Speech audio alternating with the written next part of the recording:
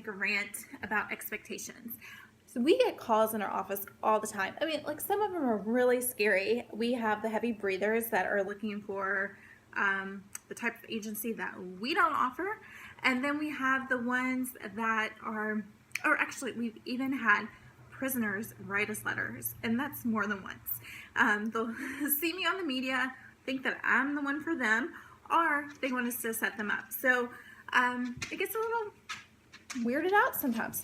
But then we have the ones that are normal singles out in the world, and they contact us and say things like, one recently said that she's 48 and that she can't find a man that looks as good as her at her age.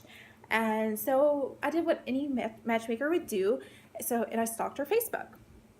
So I looked at her pictures on Facebook to see what she really looked like.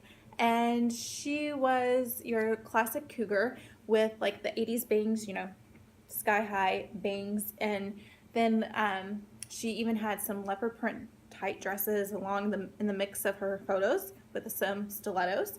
So, and she looked her age. So today's video is just about realistic expectations.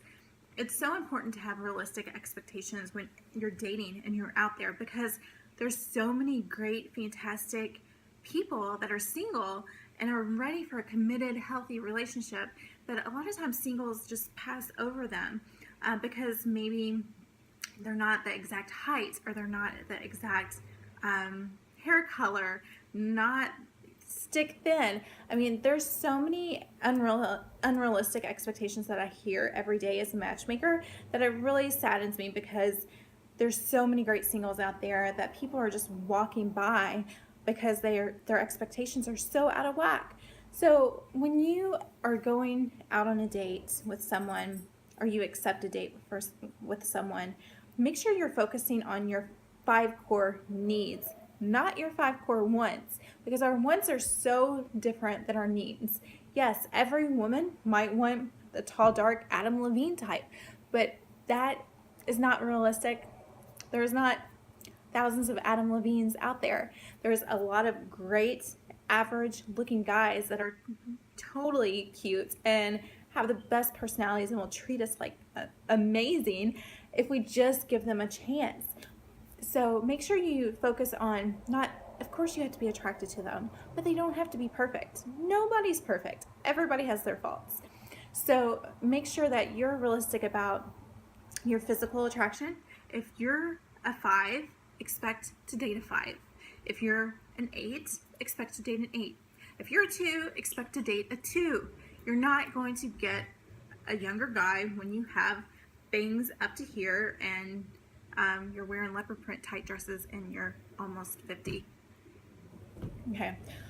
So also make sure your expectations are realistic on your age range too. So if you're 20, do you really want to date a 40-year-old or vice versa?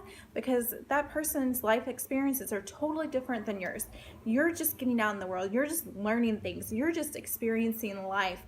And if you're 20, and when you're 40, you've already experienced a lot of life, and you're ready for that next step. You're ready to, follow your passions, and you know what you want, or you should know what you want. Same with like 30, and when you get older, if you date someone 10 years older, like 30 to 40-year-olds, we're pretty much in the same boat. A lot of us, we're established in our career. We know what we want. We know if we want a family and to settle down at that time.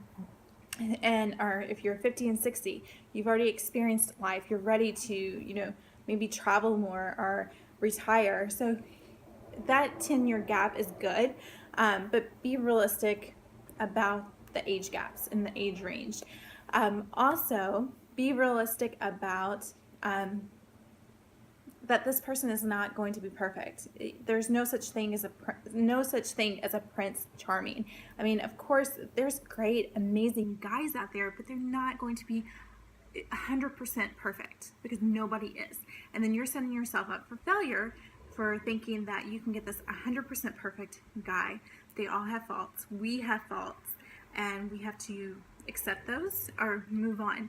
And I'm not talking about deal breakers. Ever don't accept deal breakers. You know, like someone who cheats or lies or is just a horrible person. Just don't be with that person, of course. But make sure that you set up your expectations to honor your core truths, your core values, and your core beliefs. Because when we do that, then we set up the foundation for a long-term relationship. When we leave out all that important stuff, we set up the relationship for failure, no matter how good looking they are. I've made the mistake.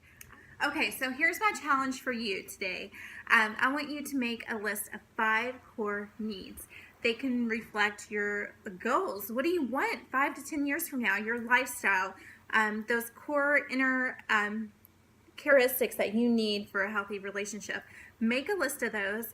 Let me know how it goes. And then with each date, I want you to remind yourself, pull out the list. See, if not during the date, of course, but pull out the list after the date. Does this guy reflect my core want or my core needs, or is he all about my wants? Is he super hot?